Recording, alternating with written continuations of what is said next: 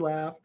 Hello, Chris Godinez, licensed professional counselor, also the host of We Need to Talk on every Sunday at noon, and then I post these videos whenever I freaking think about it. Anyway, this video is for educational and informational purposes only. The views and opinions stated herein are mine and mine alone. They do not represent the ACA, the APA, or any other therapist for that matter. Boom, shakalaka done. I'd like to thank my sponsor, BetterHelp, BetterHelp, BetterHelp.com/Chris Godinez. They're an online therapy company.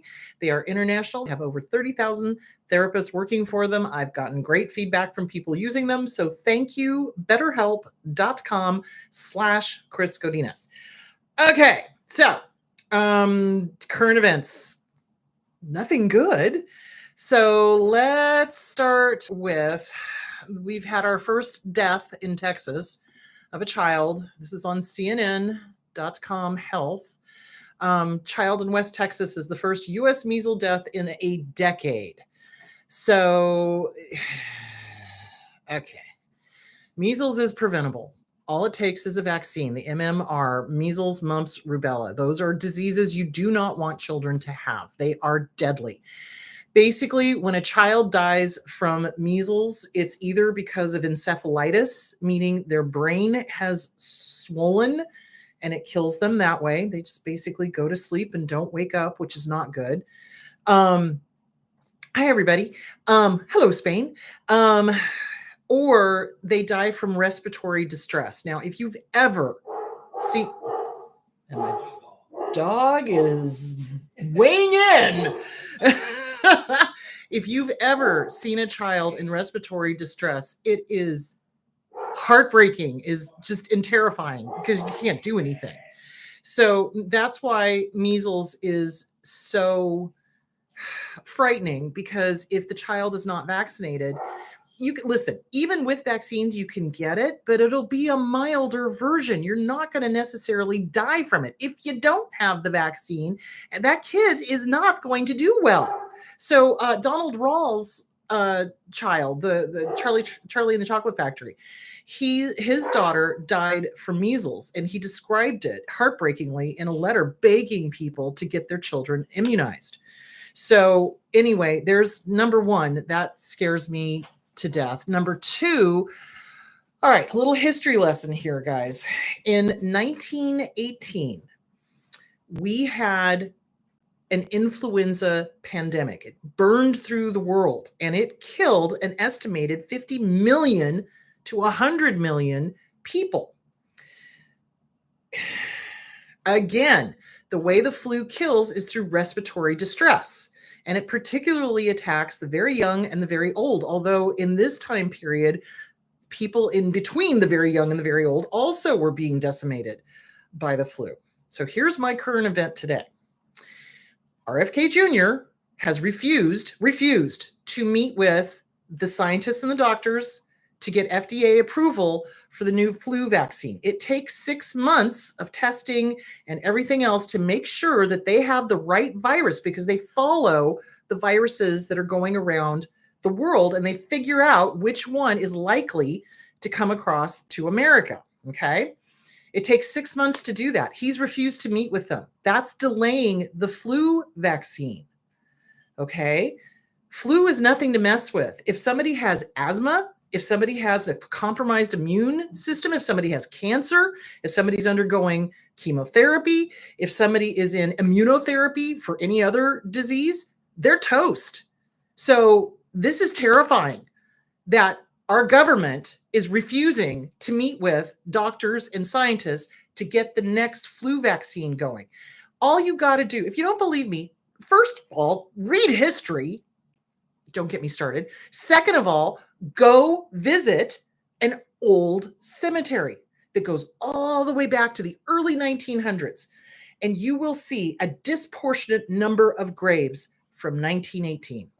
Every time I go visit a Victorian cemetery, because I love Victorian cemeteries, they're beautiful. First of all, they're beautiful. So Victorian cemeteries were originally thought of as a park that you would go and you would, have lunch, have a picnic, and visit your loved one and, talk to them and all that sort of stuff. And they're beautiful. They're not creepy unless you make it creepy, but, and they've got beautiful statuary and it's gorgeous. But if you go to those types of cemeteries and you look at the dates, there is a disproportionate number from 1918. And I noticed that when I was a kid. I remember talking to my mom about it, going, what happened in 1918? And then we started discussing, and then we started reading history, and then we started, So the point being, I strongly suggest that you contact Health Human Services. Not that that's going to do any good, but you need to let them know this is not a good idea. Number two, I strongly suggest you contact your senators and representatives, because they say they don't want another pandemic, but damn, this is how you get another pandemic. Okay. The other thing is that RFK, in his continued attack on antidepressants, made the statement, misinformation, that coming off of antidepressants was, quote, worse than heroin, end quote. First of all, when you go off of antidepressants, your clinician will tell you, do not stop cold turkey. Stopping any drug cold turkey is dicey unless you talk to your doctor, because they can tell you what the side effects will be. So when you step off of an antidepressant, so let's be real here. Antidepressants don't always work depending on the antidepressant, depending on the person. This is why it's so frustrating for people with depression to find the right antidepressant, because they get onto an antidepressant, it's not working, then they have to step down and then step up on the next one. You never, ever see a doctor cut them cold turkey. And if they do, they should be sued for malpractice. So the point being is, you step down from an antidepressant. With heroin, you just quit. Now, going off of heroin will not kill you, but you'll want to die because it's so painful and it's so awful. So his statement is completely fictitious. This guy's not a doctor. He doesn't play one on TV. He doesn't know his ass from a hole in the ground. He is putting everyone in danger. And that makes me so goddamn angry. I don't care. I'm going to swear on that one. Where's my F-bomb? I don't even know where my F-bombs are. I'm so angry. Because it's like, look, I've got asthma. My older sister has asthma. I have seen what flu does to people. Okay. I have seen people in respiratory distress. It is heartbreaking and horrible and awful. And I do not want to see it again. And I don't want to go through it. And I don't want any of you to go through it. And I don't want anybody I love to go through it. So get on the horn, get a hold of your senator and your representatives and tell them this is unacceptable. This is unacceptable. Do you want another pandemic? This is how pandemics are done. By denying vaccines, by not allowing people to get vaccines. I mean, that's great. He doesn't believe in vaccines? Great, RFK. Don't you get one. But don't you effing tell me that I can't have one to prevent the flu, or to prevent COVID, or to prevent the measles, or to prevent any of my little ones from getting the measles. How dare you? How dare you, you arrogant little shit. I'm sorry. That just fucking pisses me off. Anyway, if you could please contact your senators and your representatives, I would greatly appreciate it, because this is dangerous. You want to put the country in danger? You in danger, girl. This is the way to do it. Because for a government that says, oh, we don't want another pandemic, well, this is how you get another pandemic. So there is your current events. I do believe that John has posted all of the news articles backing up what RFK is saying and doing. So there it is. All right. On to today's topic. Okay. So today's topic is self-doubt. It is crazy making. It is all the crazy making that narcissists do to their target in order to make them malleable to their manipulation. So let's talk about how they do that. So narcissists are adept at doublespeak, word salad. They do word salad. They say stuff that doesn't even freaking make sense. And then they mix it up with stuff from the past. And, well, you do this too. And, blah, blah, blah, blah, and then over here and over this and over that. And it doesn't even make sense. And they get you confused, which kicks you into cognitive dissonance. Cognitive dissonance is where incoming information just does not make sense, does not match what you know. And your brain starts going plop, plop, fizz, fizz. Oh, my God. Okay. It literally is like putting Alka-Seltzer in a thing of water and your brain is just going, and so ways that the narcissist does this, ways that they get you to doubt yourself, is to, hold on, let me get to my article here. Gaslight. Okay, so gaslighting. What is gaslighting? Denying facts or events. The gaslighter will outright deny things that happen, even if the victim knows they occurred. For example, they might say, I never said that. Oh, you're imagining things. Oh my God, they do that all the time. Or they rewrite history. They rewrite history. So they were the aggressor. They did something horrible, and they will accuse you of that. That's called flipping the script. Okay. And then they're so certain of it, it makes you start doubting yourself, because then what they do is they, oh, you don't remember that? Well, you're crazy. It's insidious. And the thing of it is that they repeat their lies over and over and over and over in an effort to get you to believe it and to get them to believe it. They know it's a lie. They do. They're freaking evil. Did I mention that? So they repeat it over and over and over again, because in their mind, if they say it enough times, it will become the truth. Because what do narcissists have? Magic thinking. How old are they emotionally? Oh, about 2 on a good day. The wind's blowing in the right direction and it's a Tuesday. You know what I'm saying? So there is that. So gaslighting, word salad, shifting blame. This is the flipping the script. Gaslighters often make their victims feel like everything is their fault, even when it's clearly not. They might accuse the victim of being too sensitive or overreacting to shift the focus away from their own behavior. First of all, please, all of you, remember, nobody, I don't care who the F they are, has the right to tell you what your perception is. Do you see where I'm going with that? Your perception is valid. There is no such thing as too sensitive. Narcissists live in 2 realms: too much, not enough. Too much, not enough. Okay. And one of the ways that they manipulate and get you to doubt yourself is to tell you you're too sensitive, because that's getting you to doubt what your perception is. How dare they? How effing dare they? And you need to remember that. Get angry when somebody tries to tell you you're too sensitive. No, that is a load of crap. You are not too sensitive. What it is that you just called them out on their crap and they don't like it.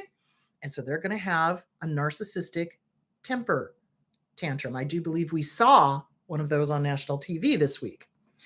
So the point being is, when they get called out on their crap, they try to shift the blame.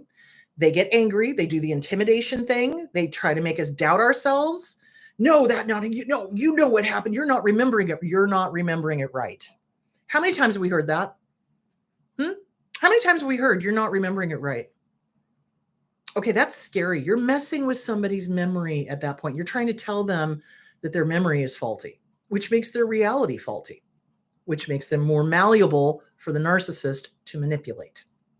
So do not ever fall for, you're too sensitive. If you hear that from anybody, please give them the bird and then walk away and never speak to them again. Seriously, how dare they? How dare they tell you how you feel? Nobody on the face of this planet has the right to say how you feel. You're the only one who knows how you feel.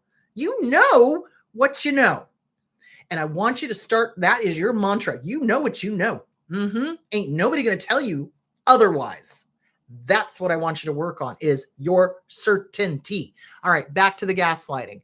All right, you're imagining things. I never said that. You're imagining things. The frick? Withholding information, or you're overreacting. Okay, great. Overreacting. I cannot tell you the number of times that I was told by my dad that I was overreacting when I was 110% right the frick on. So you do not listen to people who tell you you are overreacting. If you are having a reaction to something they are doing or saying or putting other people in danger, that's not overreacting. That is your gut instinct kicking in and going, oh my God, oh my God, oh my God, this person is going to harm people. What the frick? Do you see where I'm going with that? There is no such thing as overreacting when you're dealing with a narcissist. Seriously. It's the same thing as you're too sensitive. It's a manipulation and it's a control thing. That's what this is all about. Manipulation and control. All right. So back to, all right. Withholding information, refusing to engage in a conversation or acting as though the victim's concerns are unimportant is another tactic gaslighters use to control the narrative. So they are adept at doing the cold shoulder. They are adept at poo-pooing your feelings. Why? Because they don't have any. They don't have empathy, guys. You cannot love them into sanity. Let me be clear. A narcissist does not change. I have never, in the years I've been doing this, ever seen a narcissist change permanently, caveat, except for the one written about in The Criminal Mind, which, did I bring The Criminal Mind? Where is the criminal? Oh, did I do it? I did. Yay, team. Inside the Criminal Mind by, who the hell is this by? Sam Now. And this person he writes about had years of daily DBT, 3 to 4 hours a day. That's the only time they've ever changed. And let me tell you something, ain't no insurance company on the face of the planet going to pay for that. And no narcissist is going to pay for it out of pocket. They're not going to change. All right.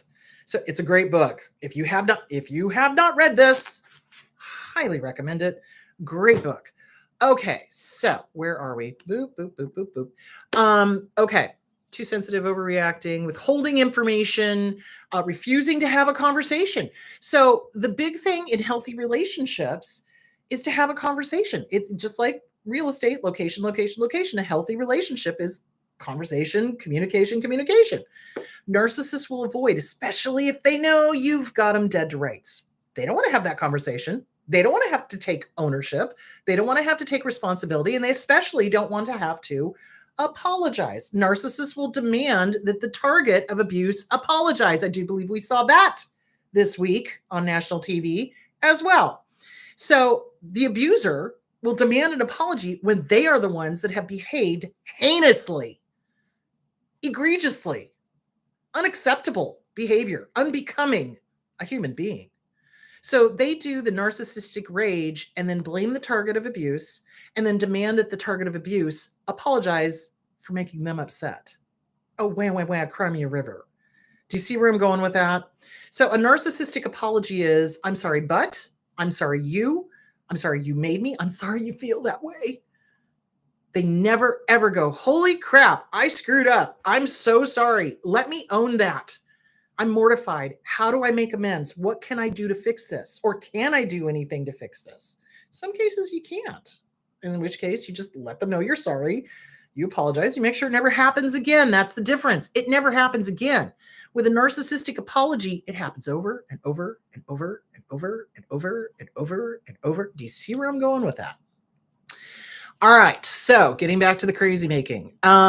Twisting conversations. A gaslighter will twist conversations to make the victim doubt their own words, leaving them questioning whether they were too harsh or I just misunderstood the situation. No, you didn't misunderstand the situation. You read it 100% perfectly.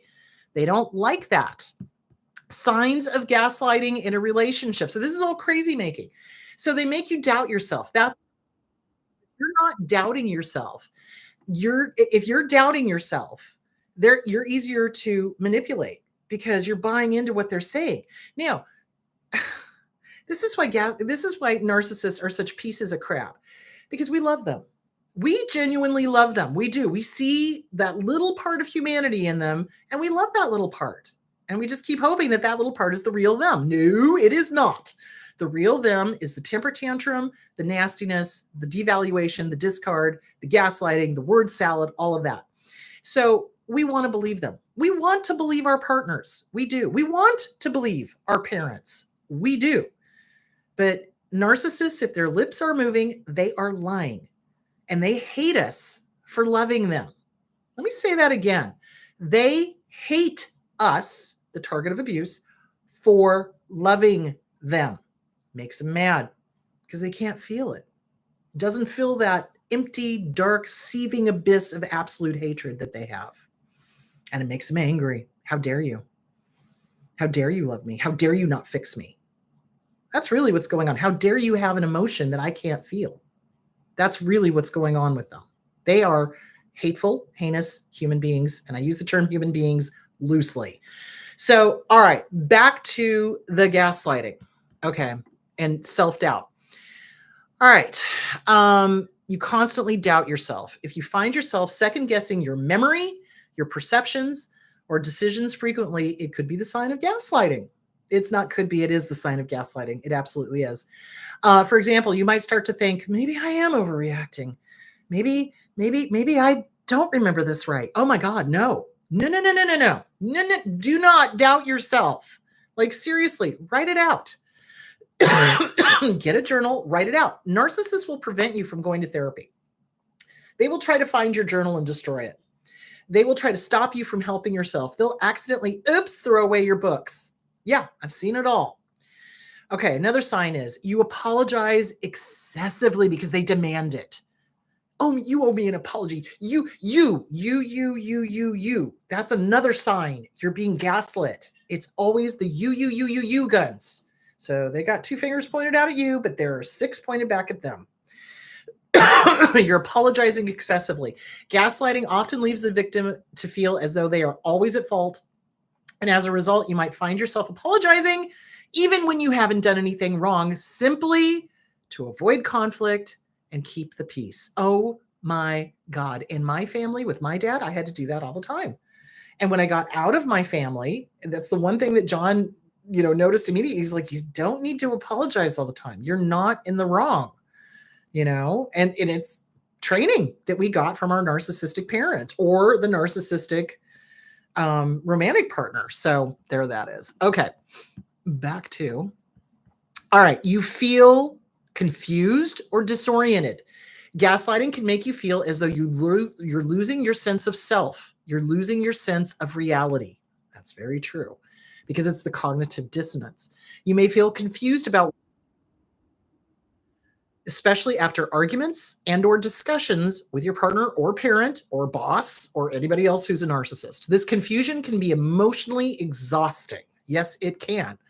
All right, you feel isolated or dependent. A gaslighter may isolate you from friends, family, and other support systems to ensure that they remain your primary source of validation.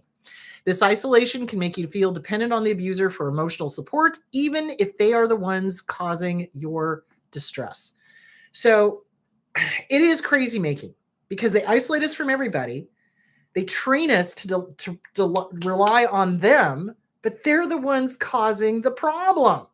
And I see this in so many people leaving abusive relationships, is that when something goes wrong in the target of abuse's life, even though they've left the abuser, the first thing they want to do is contact the abuser.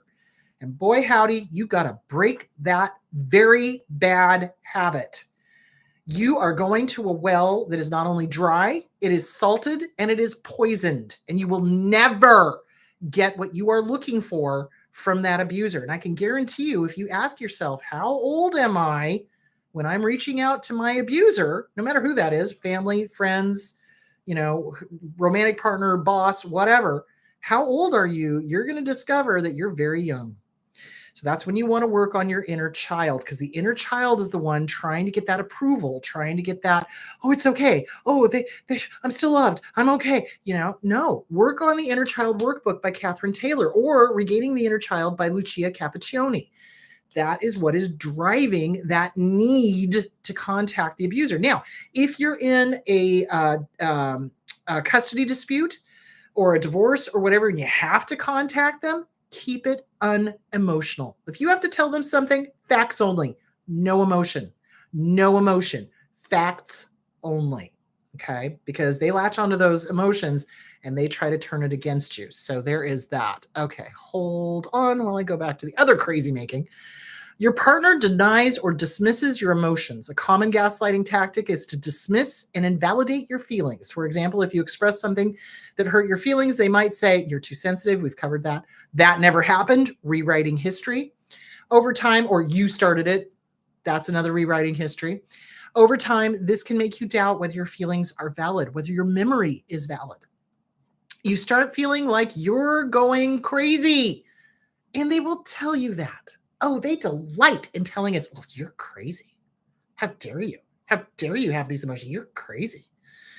Gaslighters are skilled at making their victims question their own sanity. If you feel like you cannot trust your own thoughts, excuse me, we had a dust storm that came through and I am just verklempt here, and are constantly second guessing yourself, that is a strong indication that gaslighting is occurring. All right. So you're crazy. So here's the deal. Narcissists are also very adept at using psychology. Okay. I can't tell you the number of psychiatrists that I've had the misfortune to have to deal with that were narcissists. Absolutely. And they will try to use psychology to control and manipulate their victims, their targets, family members, friends, romantic partners, coworkers, etc. You want to watch out for anybody who constantly starts talking psychology. Okay. Now, I'm not just talking psychiatrists. I'm talking like a layperson, like a regular person that doesn't study psychology. If they're always using psychological terms, you want to question why. What is up with that? What are they trying to do? Narcissists like to feel like they know everything, and they like to feel like they know things that they really don't. So they'll flip the script on what a victim of abuse is and claim that they are that and that you're the abuser. They do that kind of crap, guys. They're evil. Did I mention that?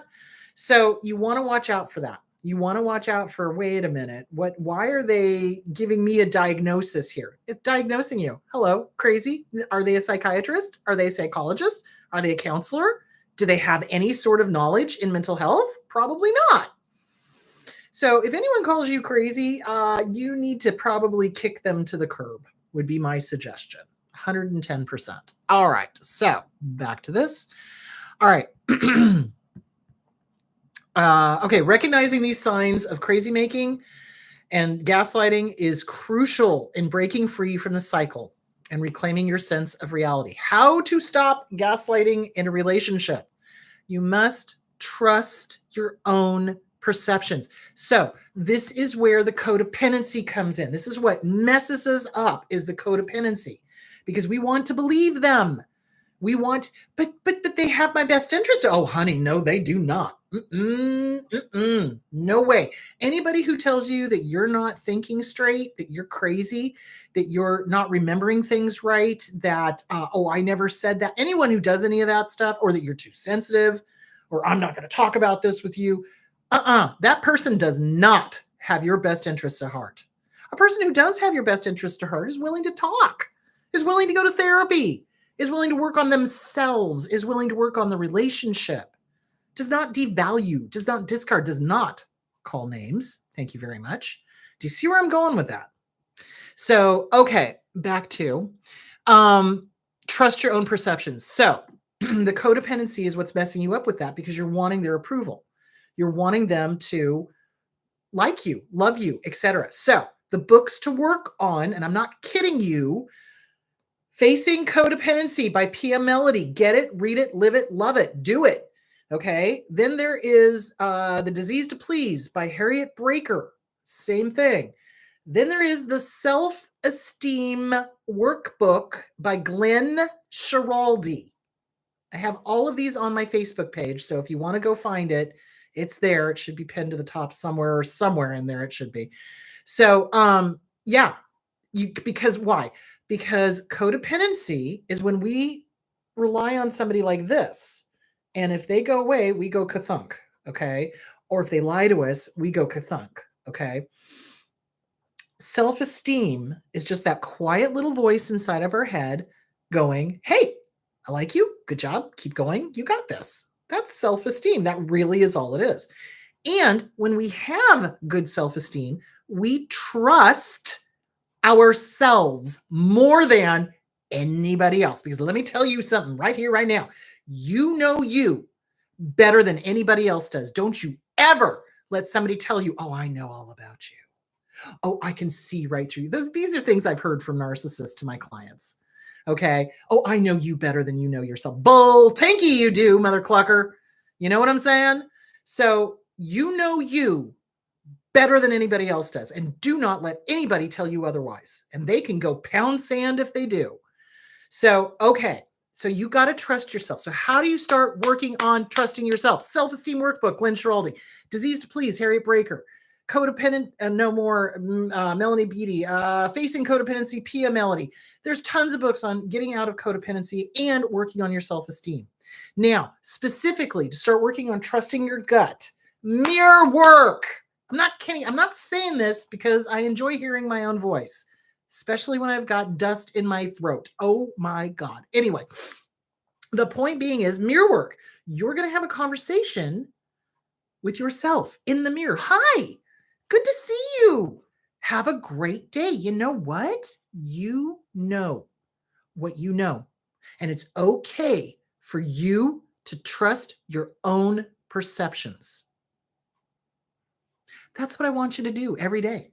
If you're having a hard time trusting yourself, that's what I want you to do in the mirror every damn day. Now, you're not going to believe it at first. Trust me on this. I can't tell you the number of times clients and listeners, oh, I feel stupid doing that. Oh, I don't want to do it. And then they do it after a while and they're like, oh my God, you were right. And I'm like, I know. That's why I told you to do it. So talk to yourself in the mirror. Why in the mirror? Because you want to make eye contact with yourself. You are actually addressing either your inner child or your subconscious. And either way, I don't care. You need to talk to them and you need to enforce that you know what you know. And ain't nobody know you better than you. That's what you need to work on. Now, trusting your gut. So let's talk about that. Gut instinct. Okay. It's intuition. We all have it. It depends on whether we listen to it or not. Now, narcissists like to shut it down. They do not want us listening to our gut instinct. They do not. Because if we listen to our gut instinct, guess what our gut instinct is going to do? It's going to say, oh, girl, you in danger? Run! That's what it's going to say. So we want to start working on trusting our gut instinct. So for me, I started with something I already knew the answer to, and I felt how it felt in my body. So, and people who've been around for a while will know this story. The newbies, here it is. So I hate peanut butter. Hate it, hate it, hate it. Cannot stand peanut butter. I don't know what it is. It's probably the texture. I don't know. But I just don't like peanut butter. So if I ask my gut, hello gut, do I like peanut butter? It will immediately, like a visceral kind of, no. And there's no story. So that's how you know you're listening to your gut instinct, your intuition, as opposed to your heart or your head, who will tell stories. Well, yes, no, and this and that and the other thing. And well, what about this and what about that? Da, da, da, da, da. No. If there's confusion, if there's a lot of chatter, that's not your gut. That is your heart or your head. So you tell those two, thank you for your input, shut the bleep up, and you go back to, I need a yes or no answer. Okay.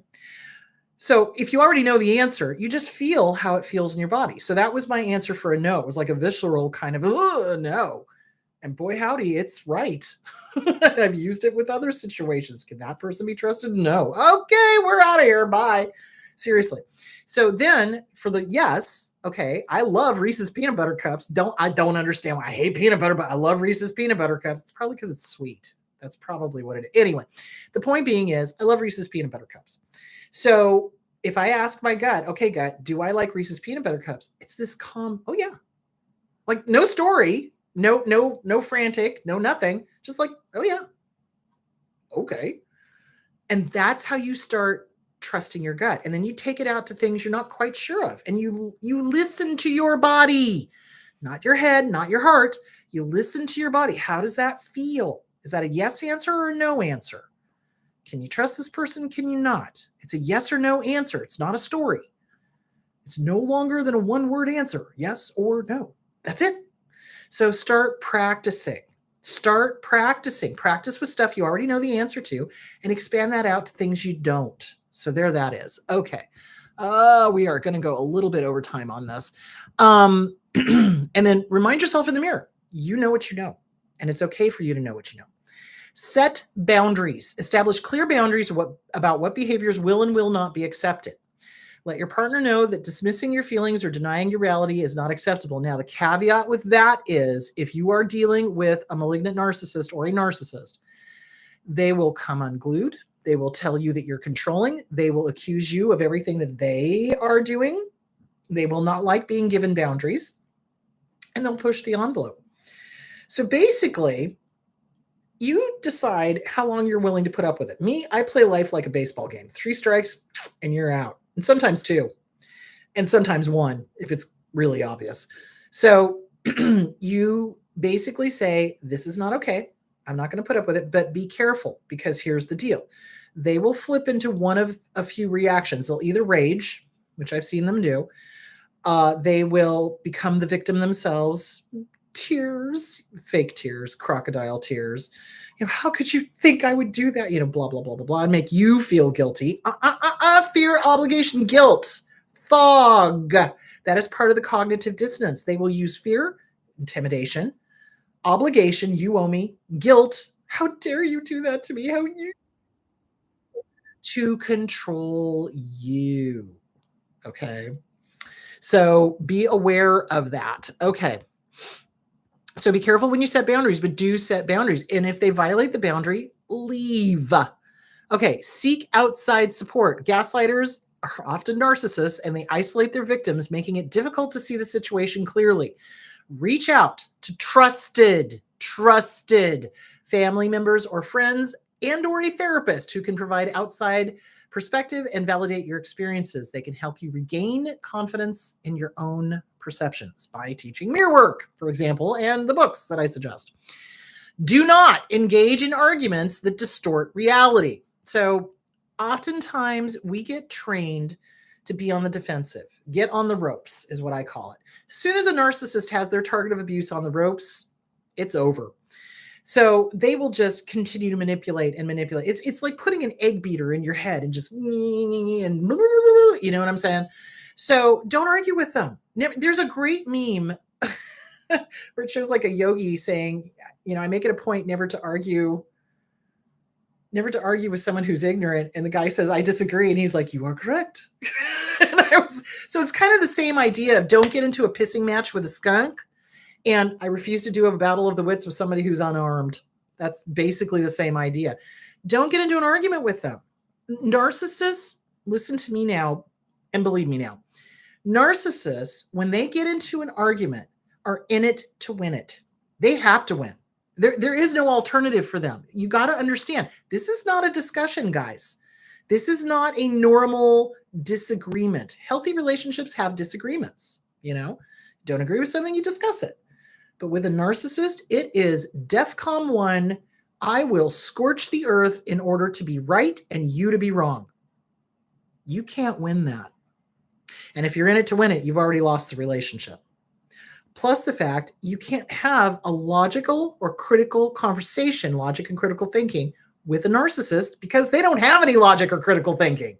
They're just manipulative. They're con artists. They're grifters. So they're smart that way, but they're not smart emotionally. So, okay, hold on. Let me get back over to this.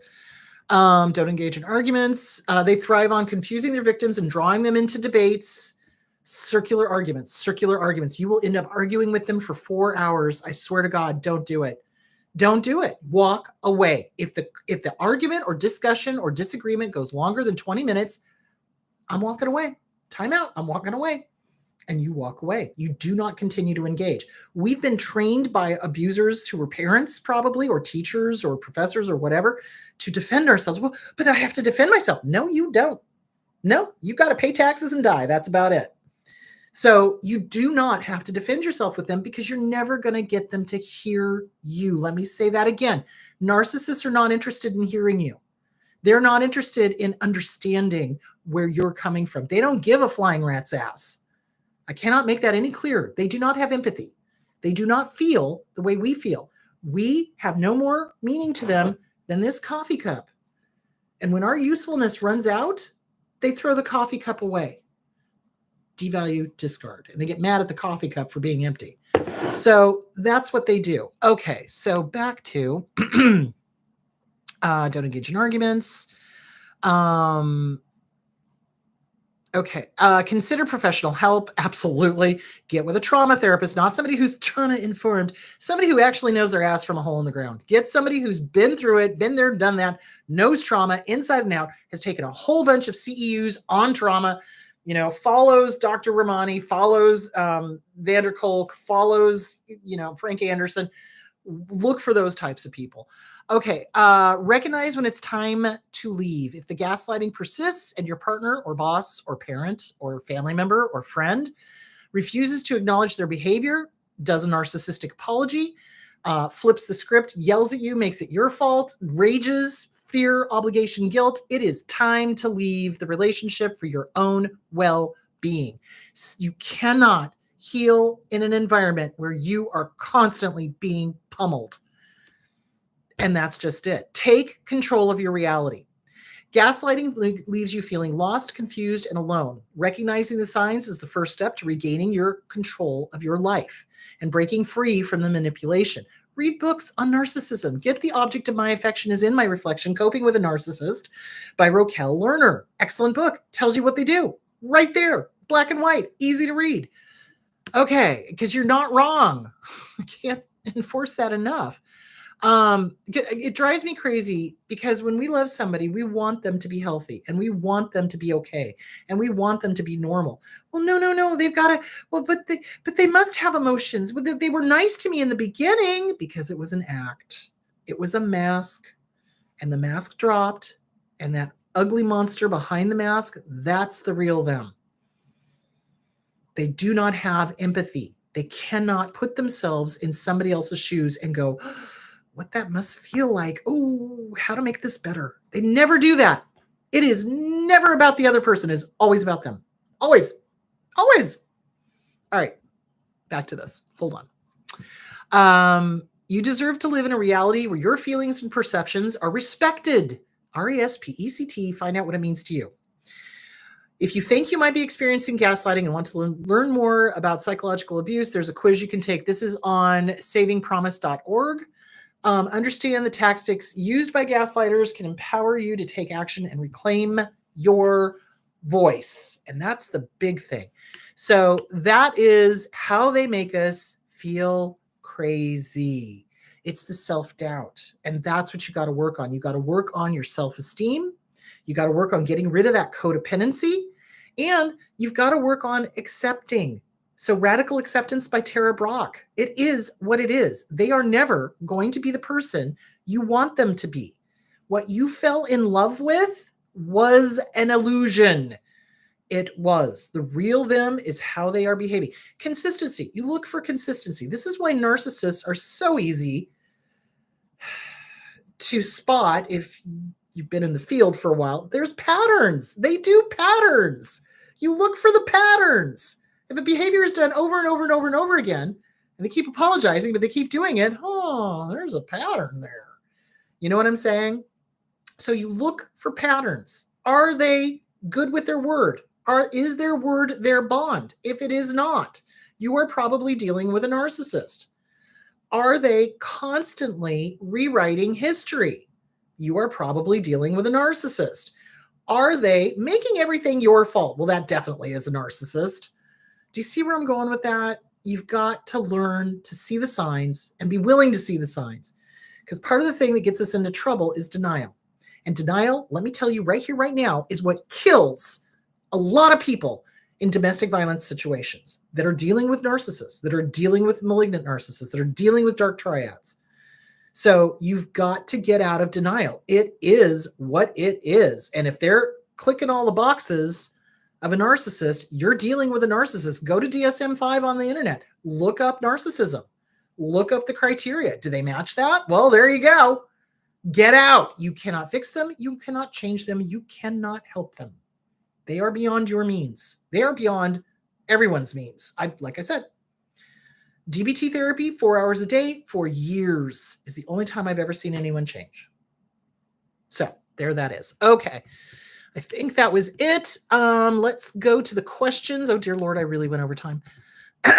Okay.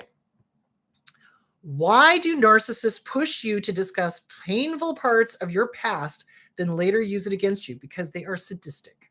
And it makes them feel powerful. And they will use it to demean you, use it to make you wrong, use it to make you doubt yourself, use it to feel powerful. Because remember, they're all about feeling powerful.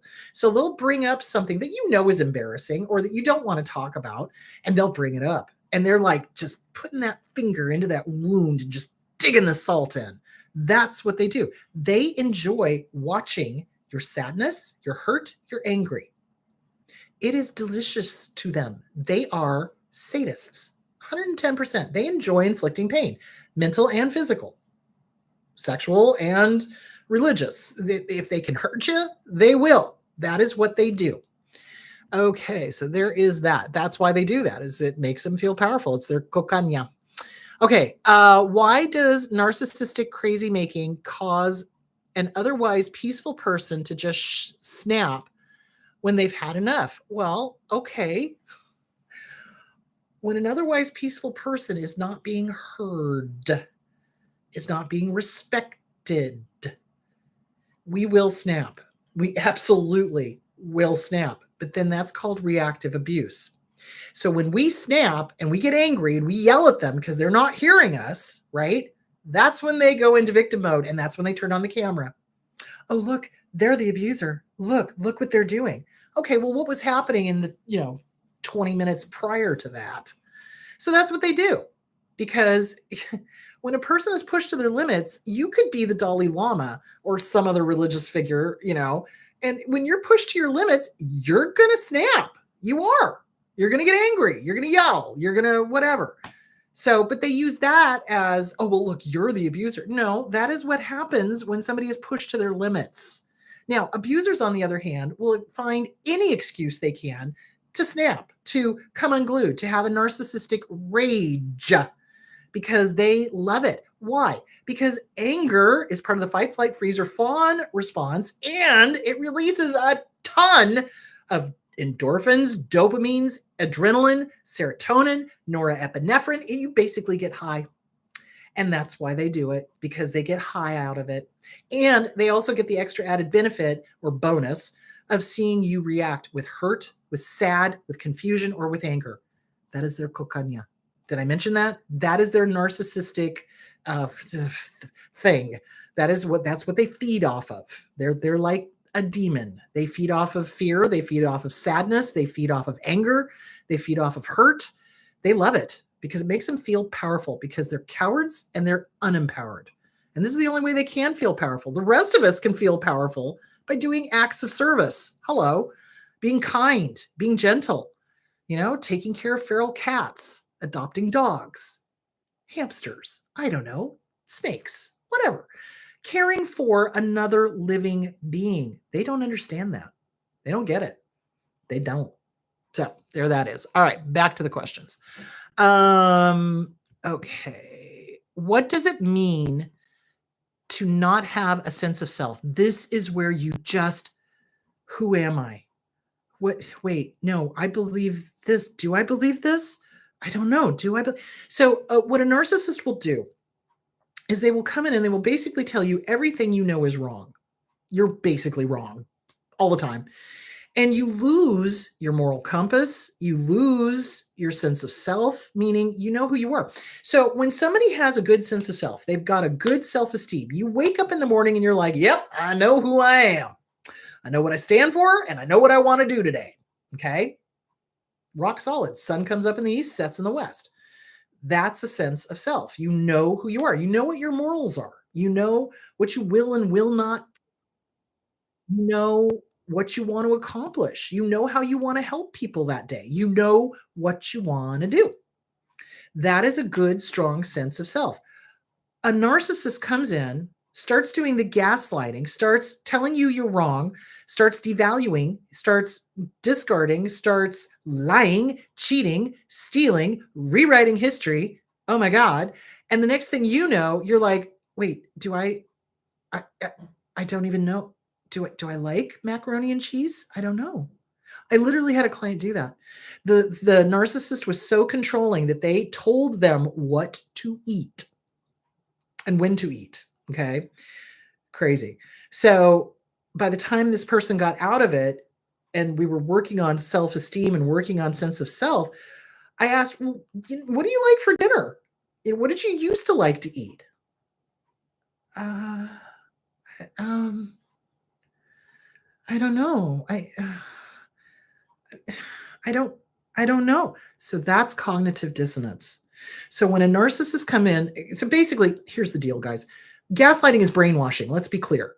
Gaslighting is brainwashing. It is saying the same lie over and over and over again and using threats, intimidation, fear, obligation, guilt to undermine the person's sense of self so that they can implant their worldview in your head.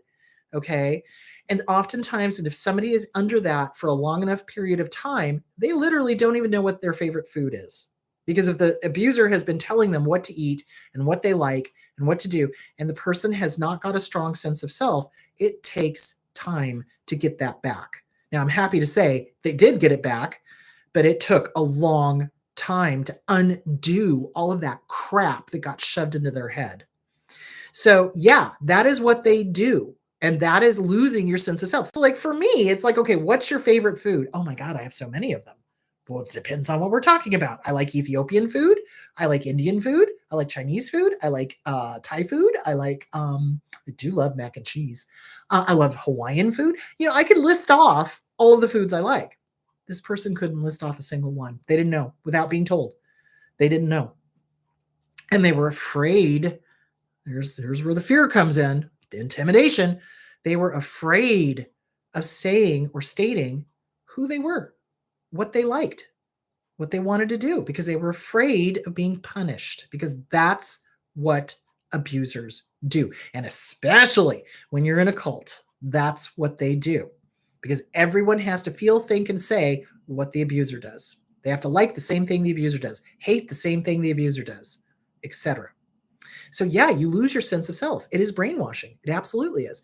And you don't know who you are. So if you want to look at some examples of that, you can look at any of the cults that have come through in the last 100 years and see how people lost their way and eventually lost their lives. So there's Jonestown. There's Patty Hearst. You could look that up. There's, Stockholm Syndrome. Look that up. That is what's going on, is that our well-being codependently depends on the abuser. So we go to them for comfort. We go to them for approval. We go to them for our well-being, and it's never going to happen. So that's why you want to look into those things so you understand what you are dealing with. Is it painful? You betcha. When we have that mask falling, okay, and the person we loved is gone, they're not there. It is extremely painful. And then we start doubting ourselves, because that's what they do to us. And the saddest thing I hear is that targets of abuse blame themselves. Oh no, please don't do that. Please do not do that. These mother cluckers are dark triads. They are psychopaths, narcissistic, control freaks, okay? They can charm the socks off of anybody that is not well versed in this stuff. So listen, if they can pull the wool over a psychologist or a psychiatrist's eyes, what makes you think they can't pull the wool over the average Joe's eyes? Please do not beat yourself up. You didn't know what you didn't know. You just didn't. But now you do, so you can do something completely different. And you want to keep an eye on the red flags. When you meet new people, run it across the red flags. Are they doing any of these behaviors? And if so, you kick them to the curb. Absolutely. So do not beat yourself up. You didn't know what you didn't know. And especially if you were raised by a narcissist, we tend to, say it with me, side with the aggressor. So we will seek out, our inner child will seek out a romantic partner, a boss, a friend, whatever, that reminds us of our family of origin that we had the hardest time with, which is why you got to work on the inner child. Catherine Taylor or Lucia Cappuccioni, either one of those books. So the inner child will go, oh, look, somebody who kind of sort of reminds me of whoever in the family I had the hardest time with. If I can make them love me, I prove my family of origin wrong. Half of a doo-doo sandwich, half of a doo-doo sandwich, total doo-doo sandwich. And that's why we do it. It's familiar. It's familiar. It feels familiar. Healthy feels weird. It does.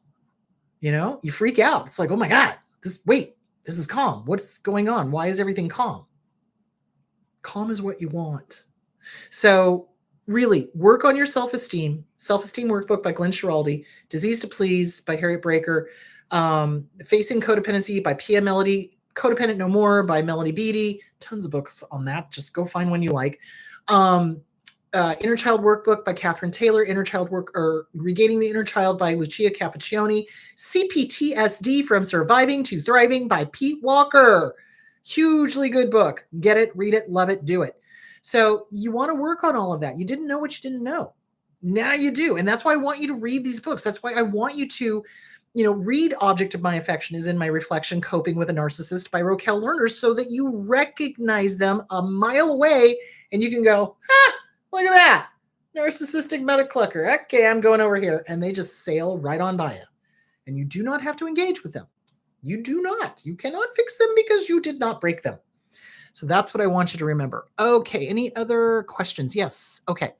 Can a bully like that be bullied when they're little? The little one who forces other children to do things they don't want to do and taunts them or hits them, can they be bullied too? They usually learn it from the parents. So generally what I find is that bullies in school have been abused by their parents, and their parents are teaching them that might makes right, and that I will make you do what I want you to do, and I will make you, they're abusive. They're abusive. So, and nature, nurture. Okay. I've also seen kids that were abused by narcissistic parents do that. So there's a nurture and a nature part. Part of it is what is our makeup, right? You can have members of the same family, 5 kids from the same family. One may go the borderline route. One may go the narcissistic route, psychopath route, and the rest are fine. Nature, nurture, raised by the same parents. What's the difference? Nurture, nature. It is. It's in our nature. So, not every abused child grows up to become an abuser. Some do, some don't. So I hope that answered that question. Okay, that is it. Good God, I have talked way too long.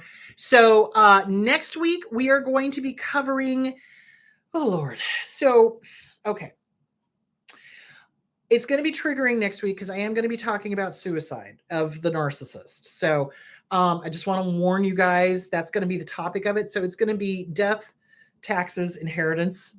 I think that's a good way to put it, because we need to cover the end of life of the narcissist because they are manipulative to the end. So we're going to be talking about death, taxes, and inheritance. So that is going to be the topic next week. I hope you guys all have a great week. Please take really good care of yourselves and each other. Drink plenty of water. Eat as healthy as you can. Get some exercise. Get out in the sunshine. And you guys go be awesome. And mirror work. Do mirror work. I'm not even kidding you. Do the mirror work. All right, my loves. And I will answer any questions that I did not hit today this week. All right. I will talk to you later. Bye.